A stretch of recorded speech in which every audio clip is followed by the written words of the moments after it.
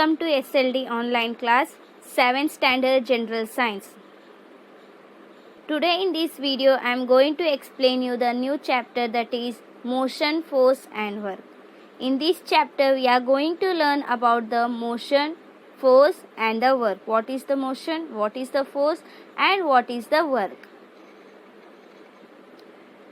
Here we have seen that a change occur in the motion or the shape of a body when a force act on it. Now let us see how work is done when the force act.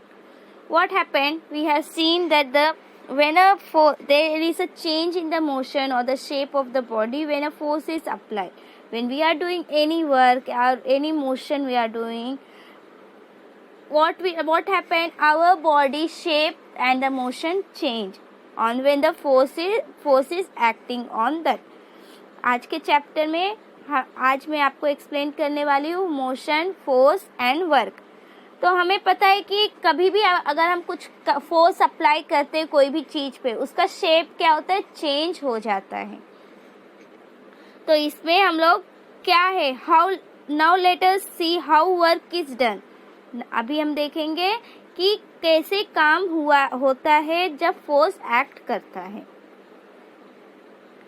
Displacement and distance and displacement.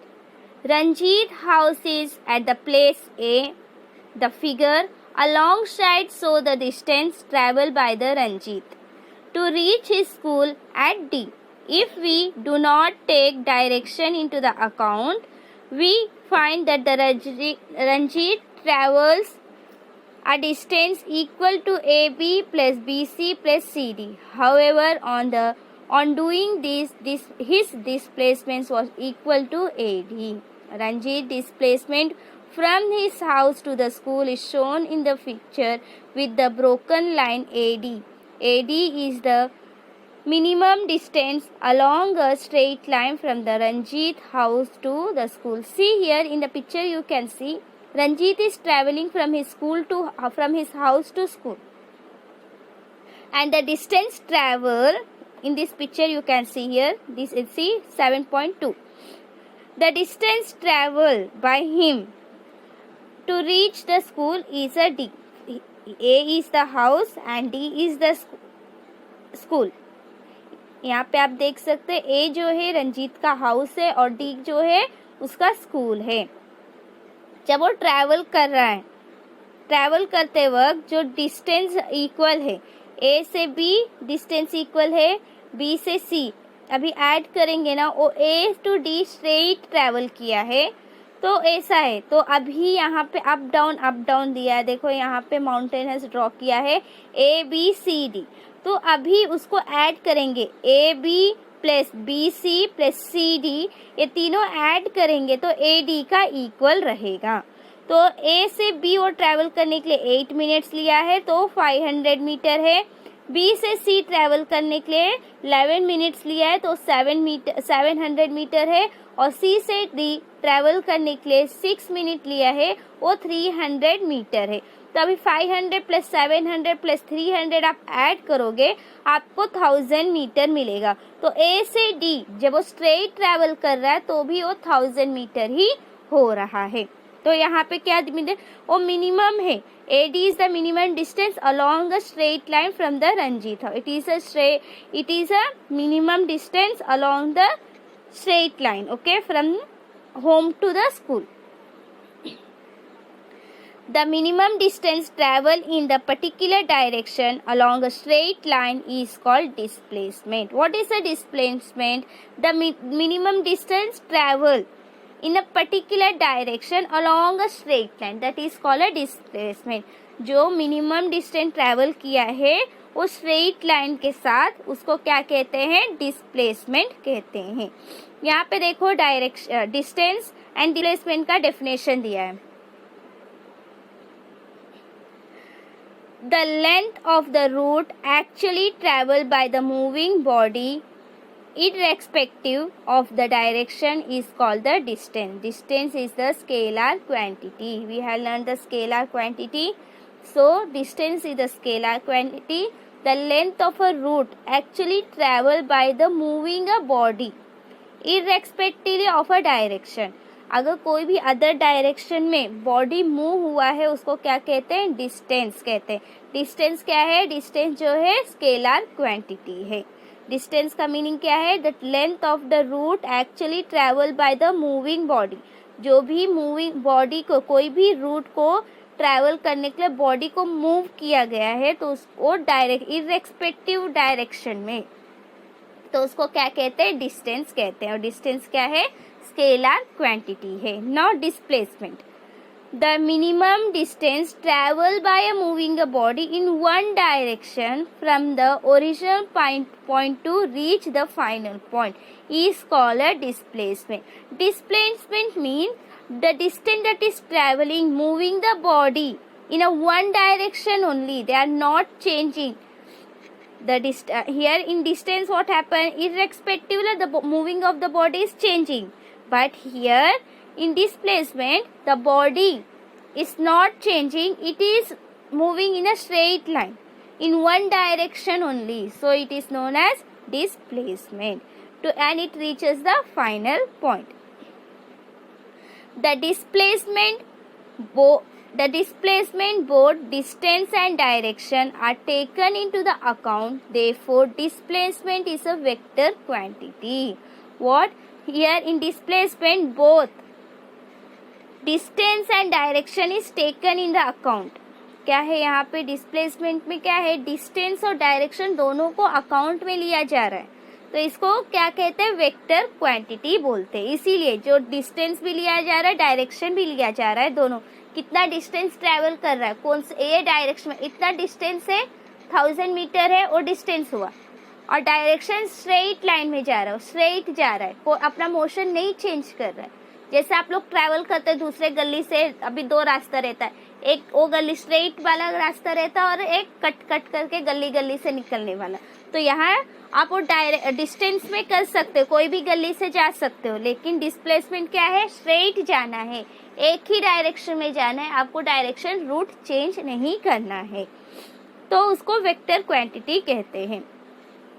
The unit of measurement of a distance and displacement is the meter in SI as well as in the MKS system of the measurement. What the unit of the measurement of displacement is? Distance and displacement is meter. Unit of measurement क्या है, distance और displacement का meter है. Now velocity.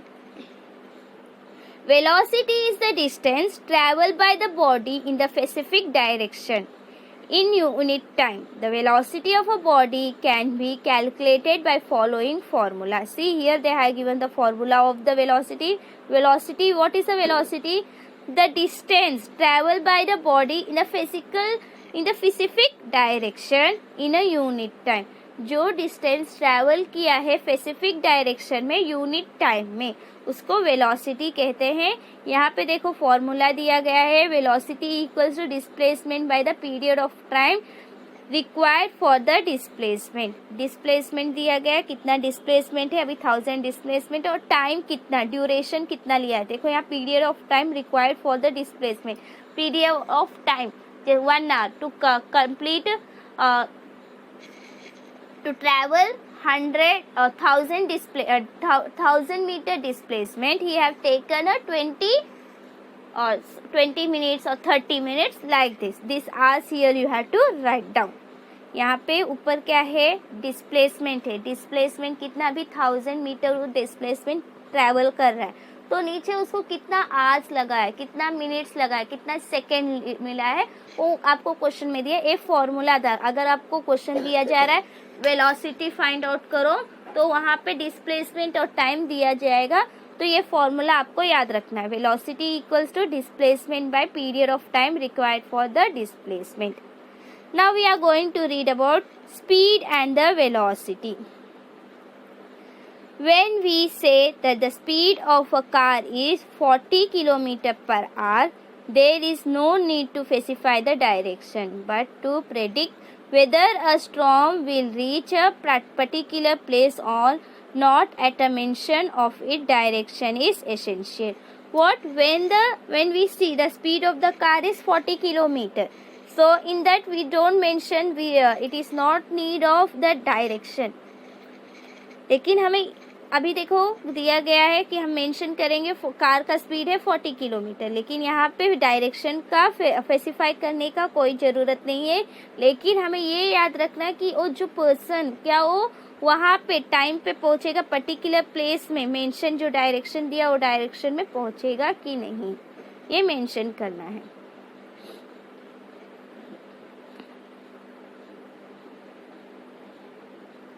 The unit of speed of velocity is written as metre per second. क्या है unit of speed और velocity का unit क्या है, मीटर पर सेकेंड। यहाँ पे आप देख सकते हो यम जो लाइन डाला गया है वो पर है और यस डाल के सेकेंड दिया गया है। Let us now use the above formula to find the Ranjit velocity and the speed when he goes to school as shown in the figure 7.2. Here you can see in the picture 7.2. Using this they have given the measurement from A to B he took 500 meter and 8 minutes. From B to C he took 700 meter 11 minutes. From C to D he took 300 meters and 6 minutes. Using that we are going to find here the speed and the velocity of the Ranjit. See, the actual distance traveled by the Ranjit from house to school is AB plus BC plus CD. What is the actual? His actual distance. We are taking a distance. So, we will write AB plus BC plus CD. So, you will write here 500 meter plus 700 meter plus 300 meter. You will add, you will get 1500 meter. The total time from home to school, from A to B he took 8 minutes. From B to C he took 11 minutes. From C to D he took 6 minutes. So it is equals to 25 minutes. You will add this 8 plus 11 plus 6, you will get 25. Ranjit distance displacement from home to school AD. जब वो straight line में travel करा तो उसका क्या था 1000 metre था, लेकिन जब वो A B plus B C plus C D travel किया तो उसका कितना था 1500 मीटर था। अभी ए डी से जब ट्रैवल करा उसका 1000 मीटर हुआ, लेकिन जब वो ए बी जब ऊपर नीचे किया मतलब दूसरे गली से गया तो उसका 1500 मीटर हुआ। लेकिन वहाँ डेफिनेशन में क्या दिया गया था, यहाँ पे देखो यहाँ पे क्या दिया गया A B plus B C plus C D is equal okay distance travel A B plus B C plus C D is equal okay equal to the displacement A D. यहाँ पे displacement A B plus B C plus C D equal है displacement का A D का, लेकिन जब हम add कर रहे हैं तब हमें ए डी का 1000 आ रहा है। जब वो स्ट्रेट लाइन डिस्प्लेसमेंट ट्रैवल किया 1000 मीटर आ रहा है, लेकिन A B B C C D जब वो ट्रैवल कर रहा है तो उसका 1500 मीटर आ रहा है। तो यहाँ पे velocity equal to displacement by total time. Velocity का फॉर्मूला क्या है, displacement divided by total time. तो यहाँ पे हमें डिस्प्लेसमेंट कितना है, यहाँ पे देखो Ranjeet displacement from home to school A D equals to 1000 metre, 1000 by यहाँ पे टाइम कितना है 25 minute okay 25 minute. Now you will divide this, then you will get here when you will divide you will get 60 second and here 40 meter divided by 60 second, so you will get 0.66 meter per second। इसको divide करके आपको answer लिखना है 0.66 metre per second. उसके बाद now speed, Ranjeet speed with while going to the school, उसका speed कितना है जो स्कूल जा रहा था। तो speed equals to distance travel by total time. Distance travel by total time, distance कितना है यहाँ पे A B plus B C plus C D, तो उसका पूरा टोटल कितना हो रहा है 1500। तो यहाँ पे लिखोगे 1500 मीटर बाय 25 मिनट, तो यहाँ पे 60 मीटर बाय 60 सेकेंड, तो 1 मीटर पर सेकेंड। स्पीड कितना है 1 मीटर पर सेकेंड, एक सेकेंड में वो 1 मीटर कंप्लीट 1 मीटर स्पीड डाल रहा था एक सेकेंड में। Ranjeet did not take a straight route to minimize the distance while going to the school. Therefore, the magnitude of the velocity and the speed came out to be different. Had Ranjit actually gone by the straight route AD, then the magnitude of the velocity and the speed could have been the same. Ranjeet क्या किया, वो straight root नहीं लिया. अगर वो straight root में जाता तो उसका मैग्नीट्यूड जो रहता है वो वेलोसिटी और स्पीड का मैग्नीट्यूड सेम आता. यहाँ पे वो स्ट्रेट लाइन नहीं लिया करके मैग्नीट्यूड क्या हुआ है, अलग अलग मैग्नीट्यूड ऑफ वेलोसिटी और स्पीड का अलग अलग हुआ है. Average velocity and instantaneous velocity. The velocity of an object can change even while it is moving along a straight line. Suppose, see what happened, the velocity of the object can changes when it is moving in a straight line. Suppose that a truck is covering a distance of 40 km from A to D in a straight line, that is the displacement while be 40 km. See what happened when a truck is covering a distance of 40 km from A to D in a straight line, that is known as a displacement. यहाँ पे देखो जो velocity जो है, अगर कोई भी object है वो move करता है straight line में, तो भी उसका क्या होता है, वो चेंज होता है. उसका object can change even while वो ऑब्जेक्ट वेलोसिटी चेंज हो सकता है. कोई भी ऑब्जेक्ट अगर स्ट्रेट लाइन में ट्रैवल कर रहा है तो उसका वेलोसिटी चेंज हो सकता है. सपोज यहाँ पे देखो दिया गया है, अगर एक ट्रक 40 किलोमीटर ए से डी ट्रैवल कर रहा है स्ट्रेट लाइन में, तो उसका डिस्प्लेसमेंट क्या रहेगा, 40 किलोमीटर रहेगा. If it requires altogether 1 hour from this, its average velocity is 40 km per hour. However, if the truck travels the 10 km distance AB in 10 minutes, BC is 20 minutes and CD is 30 minutes. See what happened when all together 1 hour from its average, 1 hour ले रहा है, average velocity 40 km है. तो